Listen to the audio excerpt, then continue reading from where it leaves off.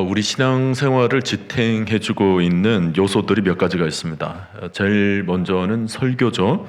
예나 지금이나 능력 있는 설교는 우리로 하여금 날마다 십자가 앞으로 달려갈 수 있도록 만들어줍니다. 또 설교는 우리의 영혼을 깨워주기도 하고 또 갈급한 자들에게 목을 축여주는 생수와 같은 역할을 하고 있습니다. 또 설교는 상처받은 자들에게 또 위로해 주시는 주님의 속삭임과 또 병든 자를 일어나게 만드는 권능의 말씀을 안겨다 주기도 합니다. 또 풍랑을 만나서 허덕이는 영혼들에게 또 주님의 능력의 손길을 또 맞닿을 수 있도록 만들어주는 것도 설교의 역할입니다. 이런 것들은 여러분들이 지금까지 신앙생활을 하면서 말씀 속에서 익히 경험을 해왔던 일들이라 생각을 합니다. 그런데 우리가 신앙생활을 하면서 설교 하나만 가지고 다 되는 일입니까? 그렇지가 않습니다. 설교가 중요한 역할을 합니다마는 설교만 가지고는 부족합니다. 우선 우리들의 기억력에 한계가 있습니다.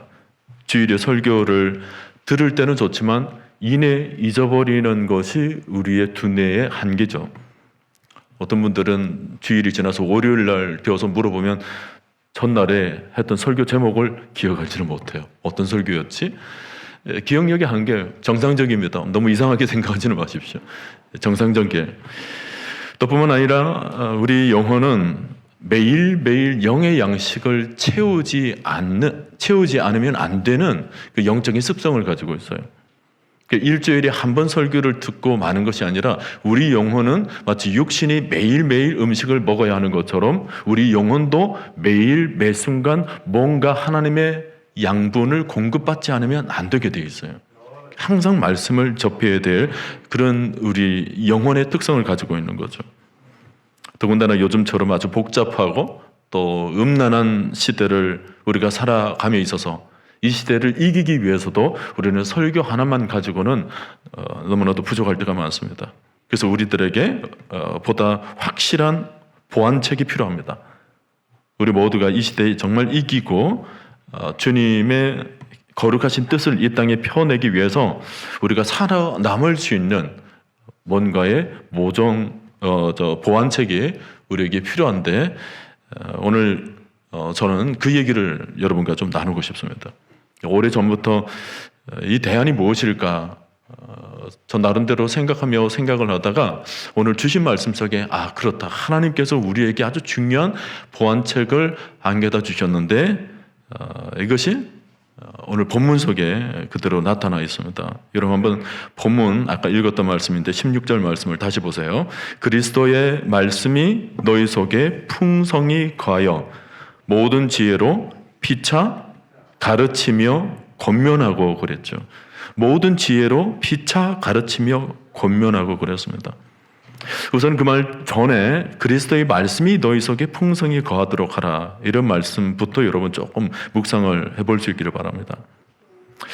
헬라어 원문으로 그대로 직역을 하면요, 우선은 먼저 피차 모든 지혜로 가르치고 권면하라는 말씀이 먼저 나옵니다.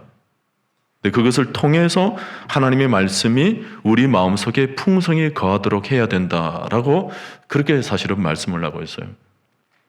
NIV 성경이나 킹 제임스 버전 등을 보면 우리나라 번역본하고는 약간의 차이가 있는데 핵심은 이겁니다. 본문에서 강조하고 있는 것은 그리스도의 말씀이 우리 마음에 풍성히 거하도록 만들으라는 것입니다. 이게 우리가 이 시대를 이겨내기 위한 아주 중요한 승리의 비결인 것입니다. 여기서 거하다라는 말은 좀 독특한 의미를 가지고 있습니다. 원어적인 의미에서 이 거하다라는 것은 마치 제 집에서 편안함을 느끼도록 만들라라는 그런 의미를 가지고 있어요. 우리가 여행을 오래 하다가 오랜만에 집에 오면 집에 와서 조용히 안방에 앉으면 어떻습니까? 마음이 평안해지죠. 떠날 때는 어디론가 가고 싶은 마음으로 갔지만 막상 집 떠나보면 집이 제일 좋은 겁니다. 집이 제일 편안해요. 그것처럼 우리가 세상 속에 살지만 세상에 여러 곳을 다녀봐도 가장 우리 영혼으로 하여금 편한 곳이 어디냐? 바로 하나님의 말씀 앞이라는 것입니다.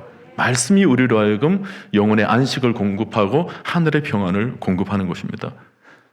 그러니 우리가 항상 말씀 안에 거하라.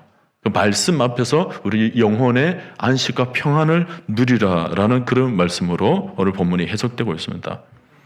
자, 말씀이 마음의 풍성이 거하게 하는 방법들은 다양합니다. 아까 말씀드린 설교를 통해서 우리가 하나님의 말씀을 풍성하게 공급받기도 하고, 또 요즘은 우리 제자반들이 성구 암송을 하고 있어요. 하나님의 말씀을 날마다 묵상하면서 말씀 안에 거하는 모습을 취하고 있습니다.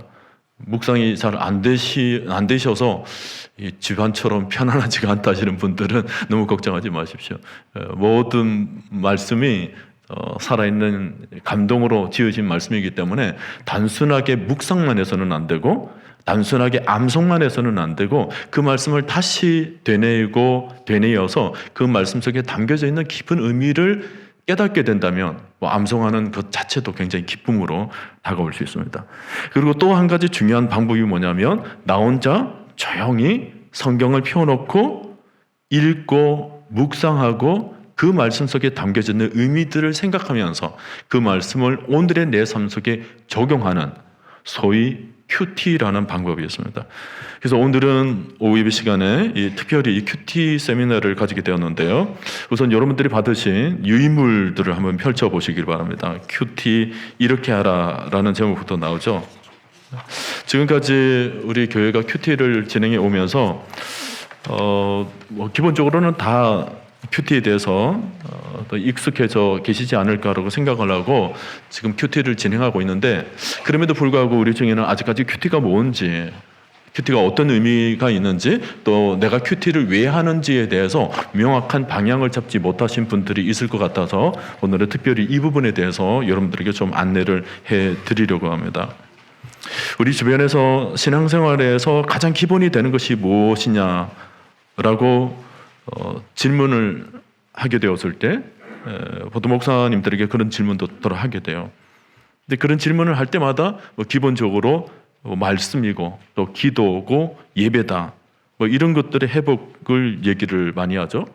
근데 실은 말씀, 기도, 예배, 이 모든 것들을 회복시키기 위한 더 실질적인 기초가 뭐냐면 바로 여러분들의 말씀의 삶이 회복되는 것입니다. 다시 말하면 큐티의 삶이 회복되는 거예요. 큐티, 말 그대로 quiet time의 첫 글자입니다. Q와 T의 약자죠. 여러분들이 받으신 유인물에 그렇게 쓰여져 있는데 제가 한번 읽습니다. 큐티는 그리스도인이 말씀을 근거로 삶을 변화시키는 시간이며, 기도로 시작하여 말씀을 묵상하고 하나님과 인격적으로 그리고 정기적으로 그리고 개인적으로 예배하는 시간이 바로 큐티라는 것입니다. 그래서 큐티는 신앙의 회복을 위한 가장 필수적인 거예요. 여러분 생각해 보세요. 기도하러 나갈 때 기본적으로 기도를 하러 나가겠다라는 마음이 우리에게 있어야 기도하러 나갈 수 있어요. 예배도 마찬가지입니다. 우리에게 예배를 드려야 되겠다라는 마음이 생기지 않으면 예배 자리로 나아갈 수가 없어요. 우리에게 기본적으로 우리가 생각해왔던 모든 삶도 보면 기초적인 연료가 있어야 돼요. 그 연료가 있어야 거기까지 나아갈 수가 있는 것입니다. 그 기초적인 연료가 뭐냐면 바로 큐티라는 거예요. 평소에 내가 하나님 말씀 앞에 늘 서 있는 사람은 늘 연료를 보충하고 있는 사람이에요. 그런 분들은 기도하러 나가는 자리 그렇게 어렵지가 않아요. 예배 드리는 자리도 별로 어렵지가 않습니다. 우리의 삶의 예배와 기도와 이런 신앙의 삶이 기본이라고 한다면 그 기본을 강력하게 떠받치고 있는 것이 뭐냐면 바로 말씀 앞에의 삶, 큐티라는 것입니다. 자, 이 큐티라는 것이 언제부터 이렇게 생겨나게 되었을까? 그 유래를 잠깐 설명해 드리면 1882년도였습니다. 캠브리지 대학교에서 학생들이 모여들었어요. 몇몇 후퍼나 스터드 이런 당대의 최고의 지식인들이 모여서 자신의 삶을 돌아볼 때 한 가지 중요한 질문을 던지게 됩니다. 우리가 정말 신앙인이 맞느냐? 소위 말하면 우리가 정말 제대로 하나님을 섬기고 믿고 있는 사람이 맞느냐라는 질문이었어요. 점점 주변도 그렇지만 자신의 삶을 들여다봤을 때 뭔가 세속적인 경향으로 흘러가고 있는 자신의 삶에 대한 반성으로 이런 질문을 던지면서 자기 자신을 한번 돌아보는 시간을 가지게 됐던 것입니다. 그래서 그들이 찾아낸 방법이 뭐냐면, 야, 이래 가지고는 안 되겠다. 내 삶이 정말 하나님 앞에 거룩하고 신실한 하나님의 백성으로 살아들이기 위해서는 지금처럼 세속적인 방법으로 내 마음과 내 영혼이 자꾸만 가도록 내버려두지 않고 나를 철저히 말씀 앞에 세우는 훈련을 해야 되겠다라고 시작된 것이 바로 큐티였던 것입니다. 그래서 하루 생활 중에 얼마간 시간을 떼내어서 성경 읽기와 기도로 하나님께 드리기를 시작한 것입니다. 그것이 바로 큐티의 시작입니다. 하나님 앞에 온전히 세워지는 삶, quiet time, 이것을 온전히 세우자. 이런 슬로건과 함께 그들은 몇몇 사람들과 더불어서 아주 중요한 말씀 앞에서의 삶을 시작하게 되었고, 그리고 그것을 시작으로 그들의 기도 모임은 점점 힘을 얻기 시작했습니다. 나중에는 그 모였던 사람들 중에 한 7명이 정말 역대급의 선교사로 파송하게 됩니다. 우리가 익히 세계사에서, 교회사에서 나와 있는 여러 가지 선교사님들의 이름이 있지 않습니까? 이 캠브리지 7인이 그 속에 다 포함되어 있어요. 스탠리라든지 윌리엄이라든지 스터드, 아서, 세실, 뭐 이런 사람들이 그 큐티의 모임을 통하여서 아주 철저하게 말씀 앞에 자신의 삶을 드리는 훈련을 냈고, 그것이 자기 믿음의 아주 신앙의 저력을 받아서 하나님께 드리는 삶으로 나아갔더라는 것입니다. 그것을 모티브로 해서 그 이후에는 선교사를 훈련하는 방법에 있어서 이 큐티를 빼놓을 수가 없어요. 모든 선교사들의 훈련 생활을 들여다보면 다 큐티가 다 들어가 있습니다. 큐티로 하나님의 말씀을 든든히 세우고 그 말씀 앞에 자신의 삶도 아주 강력하게 세워서 선교 사역을 감당하도록 만드는 거죠. 우리 제자반에서도 큐티를 강조하는 이유가 바로 그것입니다. 큐티는 단순하게 일주일에 한 번씩 모여서 그저 나누는 시간으로는 부족하기 때문에 날마다 우리의 영혼을 하나님 앞에 세우는 훈련을 지속히 해나갈 때 우리 모두는 신실한 그리스도의 제자가 될 줄로 믿습니다. 자, 큐티의 필요성, 큐티의 유익을 한번 보세요. 우리는 큐티를 하게 되면 우선 우리 신앙이 회복하게 됩니다. 여러분도 어떨 때는 누군가와 또 갈등이 있어서, 어떤 인간관계에 어려움이 있어서, 혹은 나 스스로의 어떤 시험이 있거나 고난이 찾아오게 되었을 때, 그때 여러분 주저하지 마시고 하나님 말씀을 펴십시오. 평소에 하나님 말씀을 많이 묵상해 놓으신 분들은 하나님께서 일찍이 나에게 먼저 들려주신 말씀이 생각날 겁니다.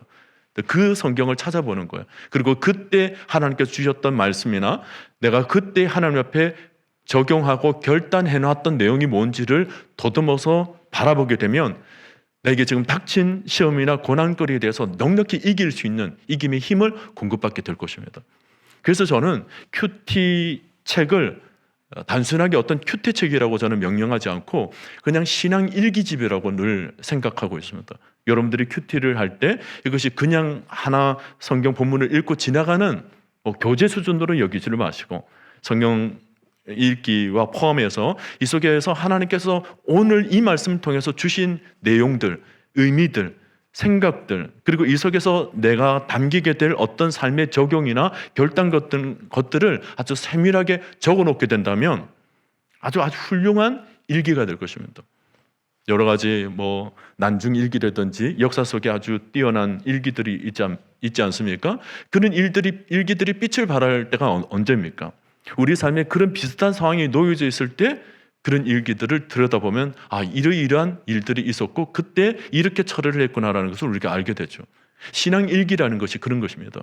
어떤 성경책별로 큐티를 하면서 일기와 같은 글들을 많이 적어놓게 되면 여러분들에게 아주 중요한 자산이 될 뿐만 아니라 어쩌면 그런 책들이 나중에 후대들에게 믿음의 전수를 함에 있어서 선대의 아주 영적인 일기들을 공급해 주는 것도 저는 굉장히 유익한 방법이라고 생각을 합니다. 자, 그렇다면 우리가 어떻게 큐티를 할 것인가? 여러분 교재를 계속 보세요. 우선 첫 번째는 선택하라입니다. 내가 큐티를 해야 되겠는데 내가 어떤 식으로 이제 큐티를 할 것인가에 대해서 제가 안내를 해드리는데, 첫 번째는 선택하랍니다. 무엇을 선택하라? 나의 삶, 24시간 하나님께서 우리에게 주셨는데 그 시간 중에서 내가 온전히 하나님께 드리는 마음으로 정하는 시간이 우리에게 있어야 되는 것입니다. 흔히 다른 분들이 그런 얘기를 많이 해요. 시간에 11조를 한다, 그런 말들을 하시는데, 11조라는 개념을 꼭 적용하기보다는 나에게 주어진 시간 동안 하나님과 만나는 시간을 별도로 만들어 놓는 삶은 굉장히 경건에 유익합니다. 어떤 분들은 새벽 시간을 하나님과 만나는 시간으로 가지시는 분들이 참 많으시죠. 꼭 새벽이 아니라도 좋습니다. 아침에 남편이나 아이들 다 학교나 직장으로 보내놓고 난 뒤에 조용히 남겨진 시간 선정해도 괜찮아요. 또 어떤 분들은 하루 일과를 마감하면서 조용한 밤 시간에 조용히 홀로 앉아 하나님의 음성에 귀를 기울이는 법에 익숙해져 계신 분들도 있으십니다. 그것처럼 여러분의 삶 속에서 조용한 시간, 약속된 시간, 그리고 일정하고 규칙적인 시간을 정해서 가장 정신이 맑아 하나님과 잘 교통할 수 있는 그런 시간을 나름대로 정해 놓는 것이 좋습니다. 시간은 여러분 개별적으로 자유롭게 정하시면 됩니다. 어떤 분들은 20분 정할 수도 있고 30분 정할 수도 있고, 또 시간적인 여유가 좀 있으신 분들은 1시간도 좋습니다. 조용히 시간을 정해서 하나님과 만나는 시간을 정해놓는 것입니다. 그 다음에 두 번째는 장소를 선택하라는 것입니다. 이 장소도 아주 중요한 부분이에요. 최대한 묵상에 방해를 받지 않도록 만드는 장소가 필요합니다. 웨슬레 어머니가 하나님 말씀을 묵상하고 하나님을 만나는 장소는 이불 속이었다고 합니다. 아이들이 굉장히 많았어요. 아이들이 막 떠돌고 막 그러는데 그 웨슬리 어머니는 조용히 하나님과 만나는 시간을 가지기 위해서 이불을 뒤집어 쓰는 것을 어릴 때부터 아이들에게 보여줬어요. 그러니까 웨슬리 어머니가 아이들이 막 떠드는 중에 어머니가 이불을 딱 뒤집어 쓰는 순간 아이들이 전부 다 쉬 하면서 어머니가 지금 하나님을 만나는 시간이니까 모두 조용히 해야 된다. 그게 아주 가정에서 그냥 익숙한 분위기로 만들어졌다라는 얘기가 있죠. 여러분들만의 어떤 장소를 선정해서 하나님과 만나는데 전혀 방해가 받지 않도록 하는 장소이면 됩니다. 그러기 위해서 애써 골방과 같은 방을 따로 만들 필요가 없어요. 아파트에 투베드 룸이 2개, 3개인 게 전부인데 여러분들만의 독창적인 공간을 만들기는 쉽지는 않죠. 그 공간이라는 것은 자그마한 테이블을 갖다 놔도 좋습니다. 어디든 좋아요. 여러분들이 방해를 받지 않을 곳에 나름대로 정해서 그곳을 아름답게 큐티를 할 수 있는 그런 공간으로 만드는 것이 좋습니다. 어떤 분들은 제가 보니까 베란다에 자그마한 책상을 하나 갖다 놓고 하나님과 만나는 그 장소로 이렇게 꾸며 놓으신 분들도 저는 봤는데, 또 여러분들만의 정해진 그런 장소, 하나님과의 만나는 장소를 선택해 보시기를 바랍니다.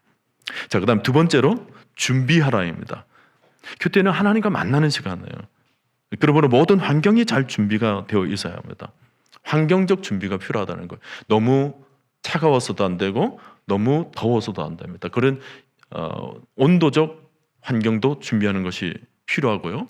또 가장 중요한 준비는 큐티를 하기 위한 실제적인 준비들이겠죠. 그게 준비물에 보면 성경이 우선은 있어야 되겠고, 그리고 찬송, 큐티 교재, 그리고 필기 도구, 기도 책상, 그리고 방석.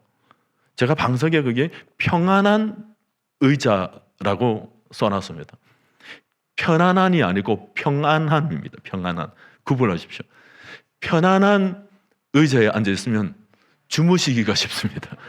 편안한이 아니고 평안한, 마음이 안식을 얻을 수 있는, 하늘 평안을 누릴 수 있는 그런 방석이나 그런 의자를 택하셔서 큐티를 하시면 좋을 것 같습니다. 자, 그다음 세 번째로는 기도하라입니다. 기도. 여러분, 성경은 하나님의 감동, 하나님의 영감으로 성경 저자들이 기록한 책이에요. 그냥 소설책 누군가가 쓰고 싶어서 쓰여진 책이 아닙니다. 성경은 영으로 기록된 책이에요. 그러므로 영으로 기록된 책을 우리가 영으로 만나기 위해서는 어떤 육신적 생각을 가지고 있어서는 안 됩니다. 내 영혼이 성령으로 충만히 되어져 있을 때 하나님의 말씀이 더 잘 읽혀지고 깨달아질 수가 있어요. 영과 영이 교통하게 되는 거죠. 그러니 말씀 앞에 턱 앉아서 바로 성경을 읽지 마시고 꼭 여러분의 영혼을 성령으로 충만히 만드는 작업을 먼저 하시기를 바랍니다. 그게 바로 기도예요. 하나님을 깊이 먼저 만나는 거예요. 그리고 성령의 사모함으로 갈급함으로 주여 내게 영의 눈을 열어주옵소서, 하늘 문을 열어주셔서 오늘 읽혀지는 말씀 속에 하나님의 음성을 듣게 하시고 하나님의 음성을 깨닫게 하시고 그 하나님 말씀 속에 나의 영혼을 발견케 하여 주옵소서. 이 모든 것들이 영적인 작업이거든요. 그러니까 여러분들이 꼭 큐티 하기 전에 3분에서 5분 그 이상으로도 깊이 여러분 기도하셔서 큐티를 잘 임하시기를 바랍니다. 거기 기도 제목이 있어요. 여러분들이 기도를 하시는데 특별히 여기 나와 있는 시편 119편의 몇몇 구절들이 여러분 큐티를 위한 기도문으로 좋을 것 같습니다. 우리 같이 한번 읽어볼까요? 내 눈을 열어서 주의 법에 기이한 것을 보게 하소서. 나로 깨닫게 하소서. 내가 주의 법을 준행하며 전심으로 지키리이다. 두 가지 의미를 가지고 있죠. 하나님의 말씀에 기이한 것을 보게 하소서. 그리고 주의 법을 준행하며 전심으로 지킬 수 있도록, 그러니까 순종할 수 있도록 내 마음의 결단과 각오가 있게 하여 주옵소서. 그런 기도들을 여러분 간절히 하시고 하나님 말씀을 접할 수 있기를 바랍니다. 그 다음 단계는 이제 본문을 읽으라입니다. 정해져 있는 본문을 한 서너 번을 읽는 작업을 하는 거예요. 처음에는 그냥 전체적으로 맥락을 잡기 위해서 여러분 읽으십시오. 그 다음 두 번째는 조금 더 깊이 의미를 깨닫기 위해서 여러분 읽으십시오. 그리고 세 번째, 네 번째부터는 말씀 하나하나를 좀 관찰하면서 읽으시는 겁니다. 하나님이라고 되어 있을까? 혹은 선지자가 라고 되어 있을까? 어떤 문장에 있어서 주어가 무엇인지를 여러분 관찰할 수 있기를 바라고, 또 주어 다음에 나오는 목적어가 뭔지, 또 이 구절은 병행 구절인지, 또 이 성경 말씀, 내가 읽은 말씀 중에 혹 반복되는 단어는 뭐가 있는지, 단어 글자 그대로 반복은 안 하지만 의미상으로 좀 유사하게 비슷한 말로 이어져 있는 내용은 무엇인지, 그런 것들을 여러분 유심히 살피는 겁니다. 특히 어떤 하나님이라는 말이 오더라도 하나님 앞에 어떤 수식어가 놓여져 있는지도 여러분 자세히 관찰할 필요가 있습니다. 나의 도움은 어디서 올까? 나의 도움은 하나님에게서로다가 아니라 그 앞에 무슨 수식어가 붙어져 있어요? 천지를 지으신 하나님에게서로다. 수식어가 붙어져 있어요. 그냥 하나님이 아니라는 거예요. 천지를 지으신 하나님이라는 겁니다. 굉장히 중요한 의미를 가지고 있죠. 천하 만물을 다스리시고 주관하고 계신 분이기 때문에 그 천지를 지으신 여호와만이 나의 유일한 도움이 되실 수 있다라는 것을 시인이 그렇게 고백한 거예요. 시를 써보신 분들은 아시겠지만 시인이 시구 하나하나를 그냥 쓰지를 않아요. 표현 하나하나를 그냥 담지를 않습니다. 세밀하게 그 속에 단어 하나, 어조 하나, 심지어 조사 하나까지라도 굉장히 의미를 두고 기록하게 되어 있어요. 하나님의 말씀이 그렇습니다. 시를 읽을 때도 그렇지만 여러 성경 말씀을 볼 때마다 일액일점 하나님의 말씀이 오차가 없다라는 것은 다른 말로 하면 일액일점 모두가 다 하나님의 메시지, 하나님의 음성을 담고 있다고 여러분 생각하시면 돼요. 옛날에 히브리어나 헬라어, 특히 히브리어를 기록하는 그 기록사들이 있었어요. 지금처럼 어떤 성경이 인쇄되기 전에 기록사들이 성경을 기록할 때 특히 마소라 사본을 이렇게 필사하게 되는 작업을 하는데, 우리는 그냥 읽지만 히브리어는 점이 단어마다 막 어디에 찍히는가에 따라서 의미가 달라지고 그렇거든요.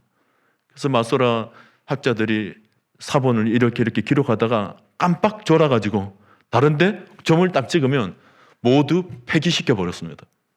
지금까지 양피지에 기록하고 있던 것들을 전부 폐기시켜 버렸어요. 여러분들은 전혀 놀라시지도 않은데 그 양피지 가격이 뭐 오늘날로 어느 정도 환산을 해서 생각해 보면 양피지 한 패키지를 그냥 버렸는데 한 1, 2억 정도 드는 가치를 가지고 있어요. 그래도 안 놀리시죠?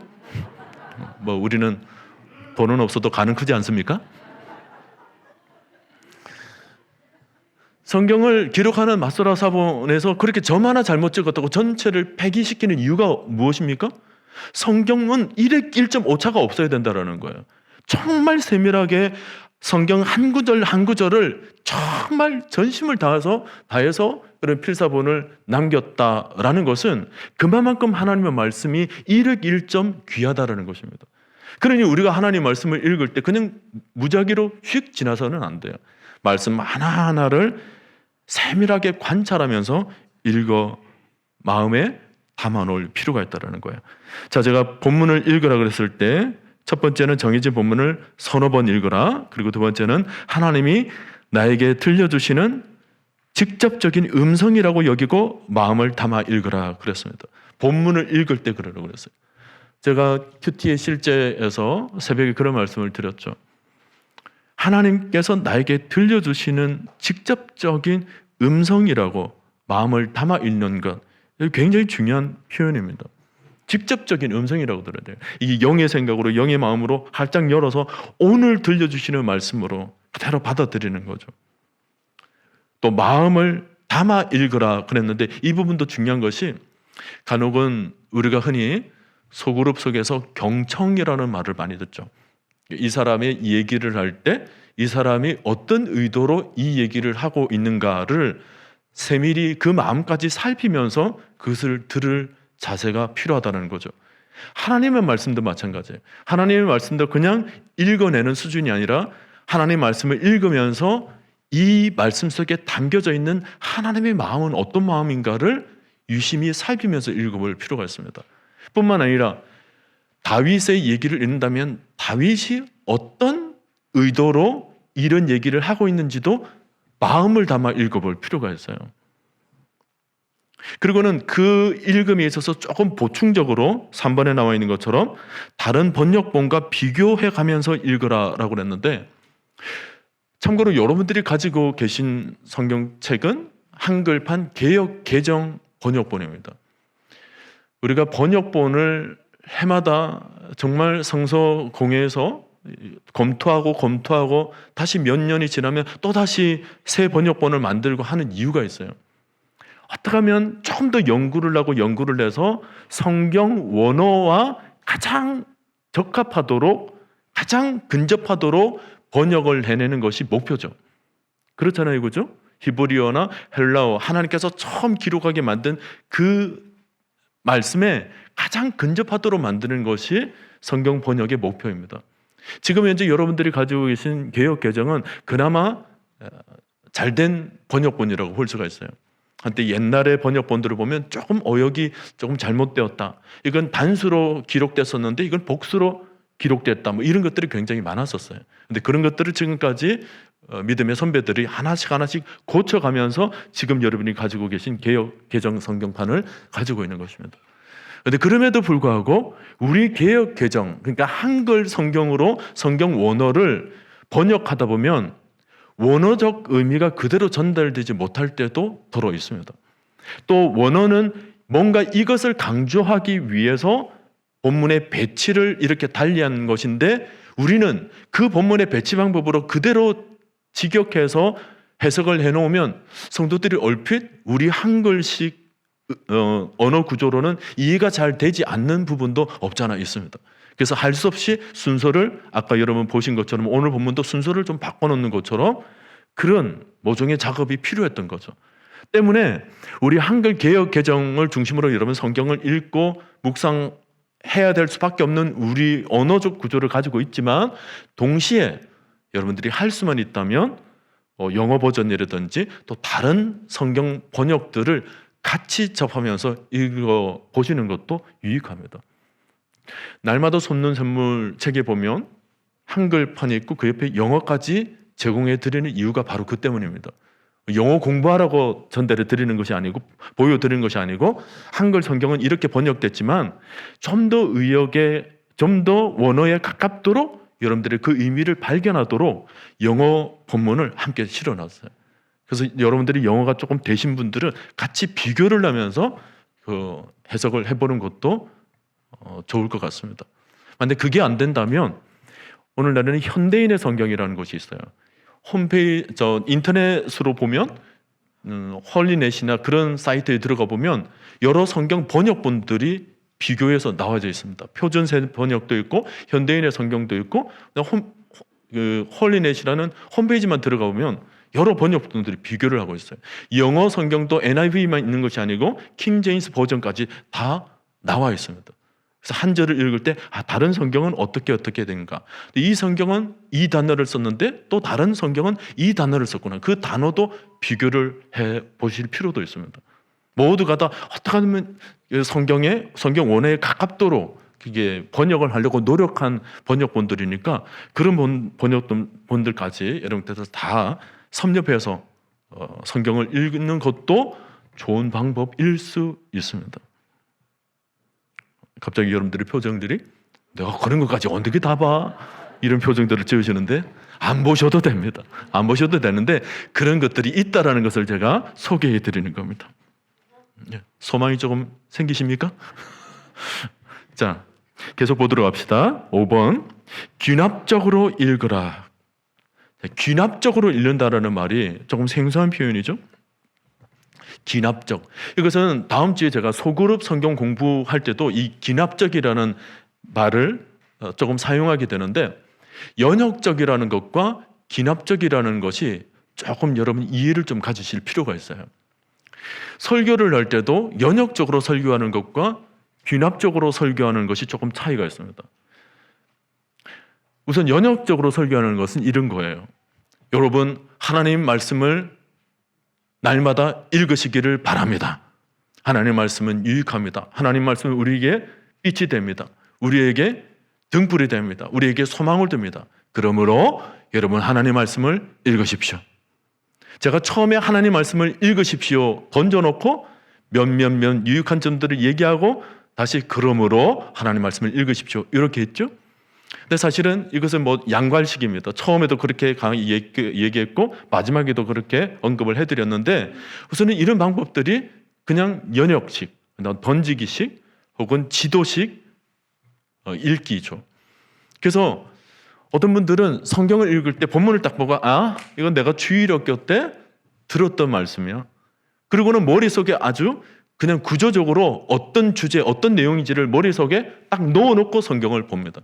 그게 연역식이에요. 성경이 어떤 말씀일 거라고 미리 상상을 하고 미리 생각을 하고 그냥 성경을 읽어버리는 거죠. 그랬을 때에 큐티가 안 될 확률은 굉장히 높습니다. 이미 그 말씀 속에 내가 선입견을 가지고 있는 거예요. 그 말씀을 내가 결론을 내놓고 성경을 읽는 겁니다. 이런 말씀이 이런 말씀일 거다라는 생각을 가지고 읽게 되면 오늘 나에게 들려주시는 새로운 말씀을 발견하기가 굉장히 어렵게 되는 거죠. 그래서 우리는 귀납적으로 읽어야 돼요. 어떤 것들이 있지? 어떤 것들이 있지? 먼저 본문을 그냥 관찰해 보는 거예요. 내가 어떤 선입견을 가지고가 아닌 그냥 본문 속에서 어떤 것들이 있지? 이런 것들도 있구나. 이런 말씀이고 또 이전에는 내가 발견하지 못했던 이런 것들 있었네? 전에는 이런 수식어를 내가 보지를 못했었는데 오늘 내가 말씀을 읽어보니까 이런 수식어도 이 안에 담겨져 있었네? 이런 것들을 그냥 읽으면서 관찰하며 발견해내는 것입니다. 발견해서 그 속에 뭔가 의미들을 찾아내는 과정이 뭐냐면 바로 귀납적이라는 것입니다. 이게 결론을 뒤에 내리는 거죠. 우리는 나중에 소그룹을 할 때도 여러분 이 귀납적으로 소그룹 모임을 이끌어갈 필요가 있어요. 특히 인도자들 여러분 주의하십시오. 그다음 결론을 내놓고가 아닌 그냥 순원들에게 이런 얘기 저런 얘기를 듣다 보면 오중에 우리가 어떻게 하나님 말씀으로 살아야 되는지에 대한 결론의 얘기가 나오게 되어 있어요. 근데 사실 이것은 남자분들보다 여자분들이 훨씬 잘합니다. 여자분들은 환하게 이 세밀한 아주 섬세한 감정을 가지고 있기 때문에 막 이렇게 나눔에 있어서 아주 자유롭게 기업적으로 나누는 그런 뭐라고 할까요? 그런 경향들을 가지고 있는 것 같아요. 근데 단점이 뭐냐면 하도 기납적으로 가다가 배가 산으로 가는 것이 문제입니다. 결론이 없어요. 시간을 2시간, 3시간 동안 얘기를 했는데도 결론이 안 나가지고 우리 다음에 더 자세히 얘기하자 그래요. 2시간, 3시간 동안 얘기했는데 그동안 얘기한 것에 결론이 없으니까 또 그런 얘기를 하는 거예요. 전화 한참 하고는 다음에 만나서 얘기하자 하는 얘기가 바로 그런 거죠. 아무튼 여러분, 기납적으로 읽는다는 것은 바로 그런 거예요. 그러니까 세밀하게 모든 것들을 관찰하고 관찰해서 점점 그 결론으로 나아가게 되는 그런 방법인데, 그 귀납적 방법에는 크게 4단계로 나눠지게 되죠. 처음에는 관찰이에요. 그냥 관찰하는 겁니다. 그리고 두 번째는 연구와 묵상, 그리고 세 번째는 느낌, 그리고 네 번째는 적용과 결단입니다. 이 4단계를 다 거치는 것을 우리는 D형 큐티라고 얘기를 해요. D형 큐티. 종전에 여러분들이 가지고 계셨던 매일 성경 같은 책은 D형 큐티가 아니고 B형 큐티입니다. 이게 2단계예요. 하나님 말씀을 읽고 그냥 바로 묵상하고, 읽고 바로 적용하고, 이 2단계로 나가는 것을 우리는 B형 큐티라고 얘기를 하는데, 4단계로 나아가는 것을 D형 큐티라고 얘기해요. 그냥 A, B, C, D 그렇게 나눠진 겁니다. 그러면 C형 큐티도 있어요. C형 큐티. 뭔가 하나를 빠지게 되는데 보통은 연구와 묵상을 빼게 됩니다. 이 작업은 성도들이 조금 하기 어려운 작업이기 때문에 연구와 묵상을 빼서 C형 큐티도 있기는 합니다만은, 그러나 우리는 지금 가지고 있는 책이 날마다 솟는 샘물로 여러분들의 수준을 아주 높게 보기 때문에 D형 큐티를 할 수 있는 성경 큐티집을 골랐습니다. 네, 좋습니다. 표정들이 아주 기뻐하시는 모습 좋습니다. 자, D형 큐티의 4가지 요소에 대해서는 여러분들께 나눠드린 그 뒷장을 보면 D형 큐티 이래서 제가 세밀하게 좀 써놓은 부분이 있어요. 이 써놓은 부분까지 제가 다 읽다 보면 오늘 큐티 세미나 다 끝마치고 난 뒤에 아마 식당에서 저녁 드시고 가야 될 겁니다. 그래서 오늘 뒤에 나와 있는 D형 큐티에 대한 내용들은 꼭 여러분들이 집에 가셔서 다 그냥 읽으면서 이해되도록 제가 적어드렸으니까 그냥 쭉 읽으면서 어떤 내용인지를 꼭 보시기를 바라는데, 단 몇 가지만 제가 좀 보도록 하겠습니다. 거기 보면 관찰은 그냥 본문 그대로 관찰하라, 그 다음에 연구와 묵상에는 몇 가지 질문들이 있죠. 줄 이렇게 꺼서 하는 질문들 3페이지 중간 보십시오. 2번 보시면 연구와 묵상 부분에서 다룰 질문들은 다음과 같다. 그러니까 연구와 묵상을 하기 위해서 여러분들이 던지게 될 질문, 마음의 질문입니다. 마음의 질문이 뭐냐면, 이 본문의 배경은 무엇인가? 배경이라는 것이 있잖아요. 사건의 배경도 있을 수 있고 시간적인 배경도 있을 수 있어요. 공간적인 배경도 있을 수 있습니다. 이 본문이 지금 어디에서 쓰여지고 있는가? 광야 들판에서 쓰여지고 있는가? 아니면 회당에서 쓰여진 글인가? 이런 것들도 살펴볼 필요가 있어요. 그 다음에 두 번째는 이 본문이 어떤 의미를 가지는가? 여기서 말하는 본문이라는 것은 내가 특별히 관찰한 부분이에요. 특별히 하나님께서 내용 관찰로 성경을 읽다 보면 뭔가 하나님께서 떠올려 주시는 말씀이 있는데, 그게 어떤 의미를 가지고 있지라고 생각해 보는 그런 문제입니다. 그리고 세 번째는 관찰한 내용과 관련하여 내가 좀 더 깊이 알아볼 내용은 무엇인가, 이런 질문들인데, 사실 이 문제를 위해서는 내가 무슨 주석서를 찾아봐야 되나, 어떤 다른 연구 서적들을 찾아봐야 되나 까지 생각하실 필요는 없습니다. 날마다 솟는 샘물 보면 오른쪽 밑에 보면 본문에 대한 설명들이 나름 나와 있죠. 그 정도를 읽어보는 수준으로 만족합니다. 거기 읽어보면 연구와 묵상에 해당되는 내용들이 다 설명이 되어져 있어요. 그러니까 거기를 참고해서 연구와 묵상을 해나가시면 별로 어렵지 않게 여러분 큐티를 하실 수 있을 거라 생각을 합니다. 그 다음에 느낌을 보세요. 느낌이라는 것은 바로 이내 느낌을 얘기할 때 이 느낌 부분을 굉장히 어렵게 생각하시는 분이 있어요. 느낌은 한마디로 말해서 여러분들이 성경 속으로 들어간다라고 생각을 하시면 됩니다. 제 세대는 그런 만화 영화를 알 겁니다. 이상한 나라의 폴이라는 것이 있어요. 모르세요? 저희 집에는 텔레비가 있었거든요.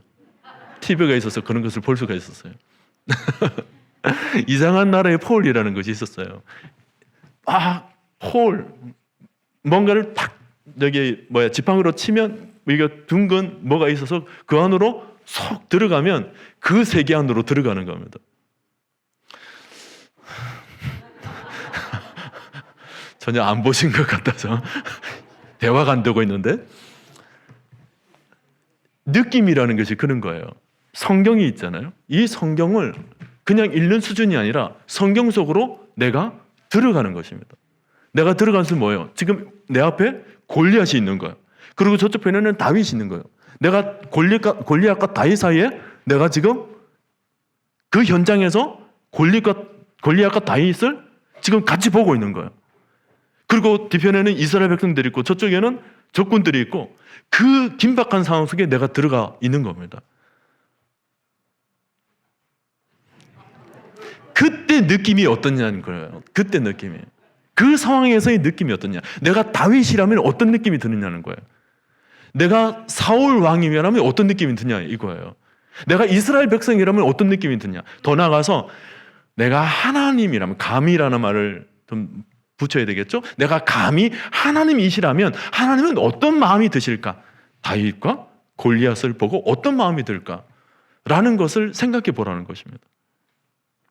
사실은 연구와 묵상을 좀 다루다 보면 이런 느낌을 가진다는 것은 굉장히 자연스러운 일이에요. 저는 사실 그 사무엘상 16장, 17장의 그 긴박한 모습은 다윗과 골리앗의 싸움을 우리들에게 보여주고 있는 내용이 사실은 아니거든요. 그 본문을 자세히 들여다보면 골리앗이라는 엄청난 장벽 앞에 누구와 누구를 비교를 해주냐면 다윗과 사울 왕을 비교를 해주고 있는 본문이에요. 우리는 어릴 적에 주일학교에서 그냥 다윗과 골리앗을 무너뜨린 하나님, 무너뜨린 다윗, 우리 모두 다윗을 본받아서 모두 용맹한 사람들이 됩시다. 끝. 이러고 알잖아요. 근데 사실은 골리앗을 무너뜨린 다윗이 아니고 골리앗 앞에서 다윗은 어떻게 했고 사울은 어떻게 했는지를 비교를 해주고 있는 거예요. 사울은요 모든 것을 다 갖춘 왕이에요. 갑옷도 자기의 갑옷 지었고 뒤에 군사들도 준비되어 있어요. 자기가 돌격 앞으로 말만 하면 얼마든지 함께 전쟁을 해줄 군사들이 뒤에 다 있는 거예요. 근데 다윗은 전쟁하러 간 것이 아닙니다. 형들 도시락 갖다 주러 갔어요. 아무것도 준비가 되어 있지 않아요. 심지어는 자기가 앞으로 나아갈 때 사울이 전쟁을 하려면 옷을 입어야지 자기 옷을 벗어서 입혀주는데도 이게 맞지를 않아가지고 그냥 다 벗어버립니다. 아무것도 가지고 있지 않은 다윗, 모든 것을 지금 갖추고 있는 사울. 그런데도 두 사람은 차이가 뭐냐면 사울은 다 갖추고 있음에도 불구하고 한 발짝도 전진하지를 않고 있더라는 것입니다.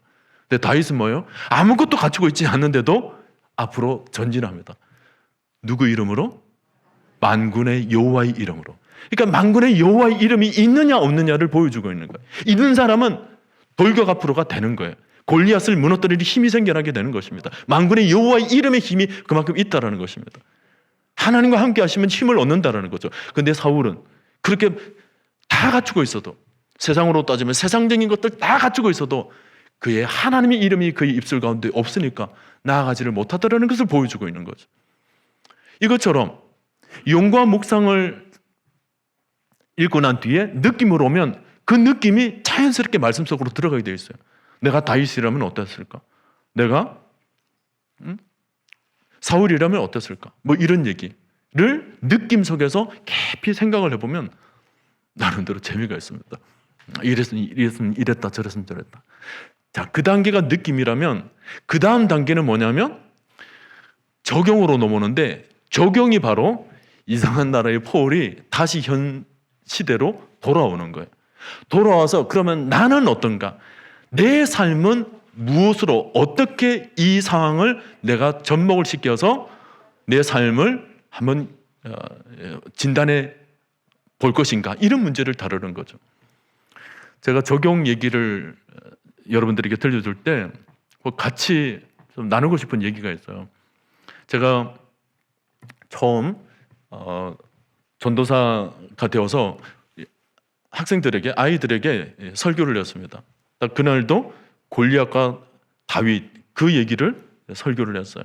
한참 열심히 말씀을 전했고, 여러분 우리 모두 골리앗을 무너뜨린 다윗, 물맷돌을 돌려서 아주 정확하게 골리앗의 이마를 맞춰서 쓰러뜨린 이 다윗의 용맹함을 모두 본받아서 우리 모두 믿음의 삶을 살아가도록 합시다. 아멘. 끝. 주여 하려고 딱 하는데, 기도를 하려고 하는데 어떤 아이가 뒤에서 저희 전도사님 하면서 손을 들어요. 왜? 민철이 왜? 그랬더니 전사님, 저는요 전사님이 다윗처럼 우리 모두 용맹한 사람이 되자고 했는데 저는 다윗이 될 수 없을 것 같아요. 그러는 거예요. 이게 웬 뚱딴지 같은 얘기인가? 모두가 다 지금 설교 끝마치고 난 뒤에 마무리 기도하려고 그러는데 다윗이 될 수 없다고 그러더니, 아니 왜? 그랬더니 그 아이가 하는 말이, 있잖아요, 우리 동네에서 제가 덩치가 제일 커요. 내가 다윗처럼 살려면 덩치가 조금 제일 작아야 되는데 덩치가 제일 커서 내가 우리 동네 골리앗이 되었으면 되었지 다윗이 될 수 없다라는 거예요. 제가 그때 띵 했습니다. 이게 뭔 소린가? 근데 그 말도 맞아요. 그 아이가 거의 골목대장을 하고 있거든요. 근데 골목대장 하고 있는데 다윗처럼 무슨 용맹함을 나타내는 거, 아이들 계속 괴롭히라는 얘기인가? 뭐 자기 말대로 생각해 보니까 이건 내가 다 골리앗이라면 골리앗이지 다윗이 될 수 없다라는 말이 맞을 수도 있다는 생각이 드는데, 그때 제가 그날 밤 깊은 생각을 했어요. 왜 민철이가 왜 그런 질문을 했을까? 생각해 보니까요, 바로 하나님의 말씀을 자신의 삶으로 적용이 되지 않았다라는 거예요. 무엇이 다윗과 같은 삶인지를 민철이의 삶 속에서는 다윗과 같은 삶이 어떤 삶인지를 설교 중에 전하지를 않은 거예요. 그는 여러분들이 알아서 다윗처럼 살라 그래 놓으니까 적어도 여러분들 정도 수준의 경륜을 가지고 있다면 내가 어떻게 사는 것이 다윗과 같은 삶인지를 어느 정도 이해는 하실 겁니다. 근데 아이들은 다윗과 같은 삶을 살아라 그랬을 때 어떻게 사는 것이 다윗과 같은 삶인지를 모르는 거예요. 그러니까 말씀 따로 삶 따로 되더라는 거예요. 이 자리에 주일학교 선생님들 계십니까? 잘 생각을 하세요. 우리 아이들은 생각보다 적용하는데 생각의 게으름을 가지고 있어요. 생각 안 합니다. 말씀을 듣고요, 그 말씀을 내 삶의 현장, 학교나 가정에서는 어떤 삶이 오늘 주신 말씀이 적용될 수 있을까에 대해서는 그렇게 생각 안 해요. 그래서 뭐예요? 교회 따로 신앙 따로예요. 하나님 말씀 따로, 내 삶 따로인 겁니다. 그렇게 주일학교를 다니면서 그렇게 많은 성경 구절을 암송하고 배우기는 배웠어도 실제 삶 속에서는 아무것도 그런 삶의 모습이 나타나지를 않는 이유가 뭐냐면 바로 말씀이 적용으로 이어지질 않아서 그래요. 제가 새벽 시간에 말씀드렸죠. 하나님의 말씀을 보던 텍스트라고 얘기를 해요. 텍스트, 하나님 말씀. 근데 이것이 상황, 컨텍스트로 이어져야 되는데 그 이어지는 작업을 못 하더라는 것입니다. 그게 주일학교 때부터 훈련을 받지 못하면 고스란히 작년이 되어도요, 여전히 적용을 못 해요. 제가 제자훈련을 하다 보면 제자훈련생들에게 그런 과제를 내거든요. 주일 설교 요약하고 그것을 삶 속에 적용하라고 과제를 내게 되는데 대부분의 훈련생들이 말씀 요약은 잘해요. 어떤 말씀 들으니까. 근데 그 말씀을 오늘의 내 삶 속에서는 어떻게 적용될 것인가에 자기 스스로의 작업은 하는데 굉장히 어려워합니다. 근데 어떻게 적용해야 되지? 그래서 오늘날 한국교회가 약해지어 있는 이유가 뭐냐면 말씀은 너무나도 잘 아는데 그 말씀을 내 삶 속에서는 어떻게 적용되는가에 대한 작업들을 한국교회가 시키지 않았기 때문에 말씀에 힘이 없는 거예요. 그래서 큐티를 하면서 여러분 적용이 굉장히 중요합니다. 내 삶을 어떻게 내 삶 속에서 하나님의 말씀을 적용할 것인가의 문제가 어떤 면에서는 큐티의 꽃이라고 볼 수가 있어요. 지금까지는 양분을 빨아들이고 줄기 속에서 이어져 갔다면 내 삶의 꽃으로 피어나서 그 볕이 나중에 결단과 적용, 그러니까 순종으로 이어져서 아름다운 열매가 맺게 되게 만들죠. 그러니까 적용이 꽃이라는 거예요. 꽃을 피우라는 거예요. 여러분들이 읽은 말씀에서 어떻게 하는 것이 하나님께서 원하시는 부분인가? 내 삶 속에서는 다윗의 용맹함이 어떻게 나타나야 되는가? 나에게 찾아오는 때때로 찾아오는 골리앗과 같은 마음의 장벽들이 있을 거예요. 그렇죠? 내가 뭔가 하나님의 말씀대로 신앙대로 살려고 하는데 늘 나를 앞으로 전진하지 못하도록 만드는 장벽들, 그게 내 마음의 골리앗인 거죠. 제가 지난 시간에는 선악과 얘기를 했습니다. 이 선악과를 오늘날에 적용을 하지 못하면 여러분 어떻습니까? 선악과는 옛날 얘기야.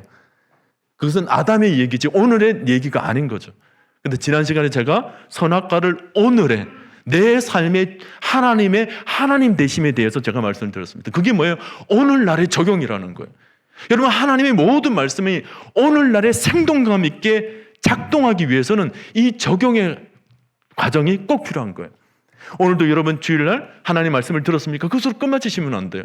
하나님 말씀을 듣고 난 뒤에 주일 저녁 때 되면은 항상 여러분의 삶 속에 그를 적용하는 훈련을 하셔야 돼요. 말씀을 듣고 오늘은 정말 주의 말씀, 내 발의 등이고 내 길의 빛이 되신 그 하나님의 말씀을 따라 내가 어떻게 살아갈 것인가에 대한 실제적인 삶의 모습으로 적용하는 작업을 꼭 주일날 하셔야 돼요. 그리고 그것이 이제 남은 평일의 삶 속에서 이어져 나갈 때 여러분들이 말씀으로 인도함을 받는 삶을 살게 되는 거예요. 이게 큐티를 우리가 한다라고 그랬을 때 바로 이 적용의 문제예요. 적용.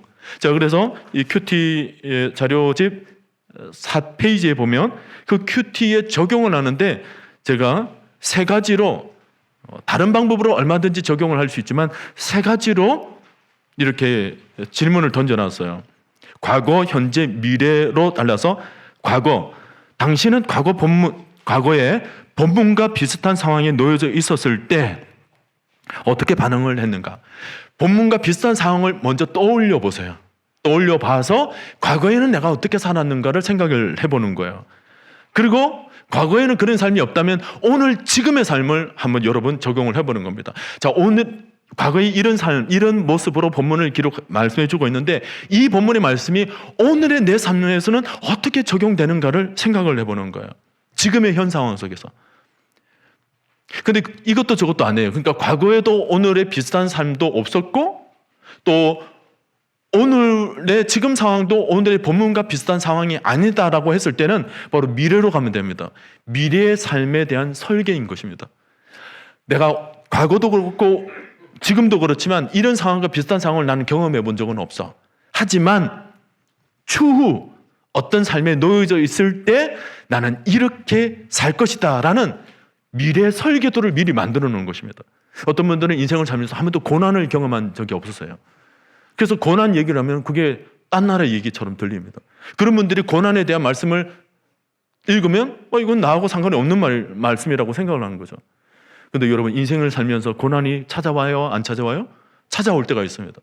근데 지금 말씀을 읽을 때는 나는 지금까지 고난을 한 번도 경험해 본 적이 없기 때문에 나와는 동떨어지는 말씀이라고 생각하고 그 말씀을 읽어놓거나 묵상해 놓지 않으면 나중에 실제 고난이 찾아왔을 때 말씀을 생각나지 않는 거예요. 여러분, 군인들이 훈련소에서 훈련하는 내용이 뭐죠? 그런 상황과 만들어 놓고 그런 삶의 적응 훈련을 미리 해놓는 것 아닙니까? 하나님 말씀도 마찬가지예요. 나에게 찾아올 고난, 시험, 어려움, 낙심, 절망 이런 것들을 미리 말씀 속에서 묵상을 하고 그 말씀 속에서 적용하고 결단을 해놓고 앞으로 내 미래에 그런 상황이 놓여져 있게 되면 딱 그 말씀이 생각나게 되어서 그 말씀을 딱 대입시키면 딱 일어나더라는 거예요. 제가 새벽 기도 때 그런 말씀 드렸어요. 어떤 분이 굉장히 힘든 상황에 놓여져 있었어요. 근데 그분은 한 번도 그런 경험을 평생도록 경험해보지 않았던 분인데 뜻하지 않게, 정말 뜻하지 않게 그 일을 당한 거예요. 어떻게 해야 할까? 정말 멘붕이 온 거예요. 근데 그분이 딱 두 말씀이 떠오른 것입니다. 평소에 큐티를 해놓은 말씀이 딱 떠오른 거예요. 천만인이 나를 에워싸 진진달지라도 내가 두려워하지 아니하리로다. 모든 것이 무너져서 사람들이 모두가 다 떠나버린 상황에서 그분을 붙잡아 주신 말씀, 시편 146편 말씀. 지인들을 의지하지 말고 방백들을 의지하지 말고 도울 힘이 없는 인생들을 의지하지 말라. 그들이 호흡이 끝마치고 나면 다 흙으로 돌아가버릴 인생들인데 그런 인생 의지할 게 뭐가 있느냐? 너는 영원하신 여호와 하나님을 붙잡으라. 그 말씀이 평소에 큐티를 해놓은 것이 딱 생각이 나면서 아하, 내가 이 날을 위해서 하나님께서 미리 말씀을 주셨구나. 그 말씀을 붙들게 되더라는 것입니다. 이게 바로 적용이에요. 미래의 삶을 미리 설계를 해놓는 거예요. 이해가 되십니까? 거기 보면 적용 단계가 잘 안 되는 이유 있는데 핵심은 이거예요. 여러분 고개를 들고 저를 보세요. 성경을 읽어서 큐티를 하라고 그랬을 때 큐티를 제대로 잘 못하시는 분들의 공통적인 특징이 뭐냐면 어떤 본문을 큐티를 해도 결론이 똑같으신 분들이 있습니다. 이 본문을 읽어도 신앙생활 열심히 하자. 이 본문을 읽어도 예수 말씀, 예수 십자가 붙잡자. 이 말씀을 읽어도 기도생활 열심히 하자. 이 말씀을 읽어도 말씀생활 열심히 해야 되겠다. 어떤 본문을 읽어도 결론이 그거예요. 여러분 그렇지가 않습니다. 하나님의 말씀은 상황 속에서 너무 다채로운 다양한 메시지를 주셨는데 큐티의 결론이 똑같을 수가 없어요. 큐티의 본문은 각색의 상황 속에서 하나님은 너무나도 많은 메시지를 우리에게 던져주고 있어요. 그래서 큐티의 결론은 다 다를 수밖에 없어요. 이 본문 속에서는 이렇게, 저 본문 속에서는 저렇게. 어떨 때는 사울 왕을, 제가 큐티 실제에서 그런 말씀 드렸죠? 여러분들은 사울 왕을 묵상당하면 에이 사울 왕 그는 몹쓸 왕이지? 아니에요. 몹쓸 왕이 아니라 몹쓸게 되었던 그 순간이 있었습니다. 사울이 그렇게 변질되게 되었던 그 순간이 있었어요. 근데 그것을 생각하셔야 돼요. 그 생각을 앞서서 사울이 처음에는 하나님에게 기름을 부음 받았을 때는 누가 봐도 왕의 모습이었어요. 근데 그가 어떻게 변질되어 가는가를 우리는 살펴볼 필요가 있는 거예요. 그 속에서 우리의 모습을 반추해 놓을 필요가 있는 거죠. 그냥 어떤 분들이 순모임을 할 때 제가 다음 주에 살짝 그런 내용도 조금 더 첨가해서 말씀을 드릴 텐데 미리 말씀을 드리면 그래요. 어떤 분들한테 자 우리 기도 생활에 대해서 얘기를 합시다 라고 얘기를 합니다. 그러면은 기도 생활을 잘하고 계신 김 집사님 이 부분에 대해서 뭐 하실 말씀이 있습니까? 네 저는 요즘 기도 생활 너무 잘 돼요. 요즘 영빨이 참 좋아가지고 기도 그냥 앉으면 그냥 기도가 술술술 나옵니다. 막 이렇게 얘기해요. 그러면 인도자가 뭐예요? 예, 우리 김 집사님 정말 대단하신 분인 것 같습니다. 우리 모두 김 집사님을 본받아서 모두 기도생활 열심히 합시다. 끝. 이렇게 되면 그때부터는 소그룹 모임이 깨지기 시작하는 거예요. 김 집사님은 기도 잘하는 사람, 나머지 사람은 김 집사님을 본받아야 될 사람. 끝나는 거예요. 그럼 김 집사님은 그때부터 순모임 소그룹 할 때마다 어깨 우뚝 오는 거예요. 기도 얘기하면 내가 넘버원이다 이렇게 얘기하는 거예요. 자, 그 부분에 대해서는 제가 다음 주에 조금 더 말씀드리겠습니다만은 여러분 그때 딱 적용해야 될 것이 뭐냐면 인도자 특히 잘 들어서요. 우리 김 집사님이 그렇게 기도 생활을 잘하게 되셨는데 언제부터 그렇게 잘하게 되셨냐요? 그렇게 물어봐요. 언제부터? 그러면 딱 얘기가 달라지게 되는 겁니다. 언제부터? 내가 2년 전에 우리 교회 부흥회를 냈었는데 그때 하나님께서 큰 은혜를 주셔서 기도를 붙잡아야 되겠다는 마음을 주시고 그때 기도를 했더니 하나님께서 방언까지 주셨어요. 그래서 그때 기도의 맛을 알고 그때부터 기도하기 시작했습니다. 그렇게 얘기를 하거든요. 그러면 또 얘기를 물어요. 그런가요? 그러면 김 집사님 그 전에 기도의 모습은 어땠습니까? 또 물어봐요.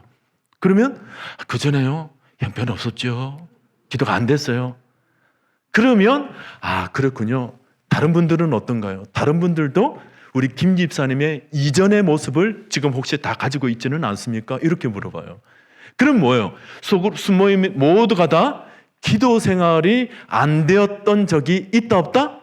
다 있다로 가야 되는 거예요. 있다로 가서 모임을 해야 모임이 되는 거예요. 그렇지 않고 모임 자리에서 누구는 대빵, 누구는 잘하는 사람, 누구는 못하는 사람 되면 이게 소그룹이 되지가 않는 거예요.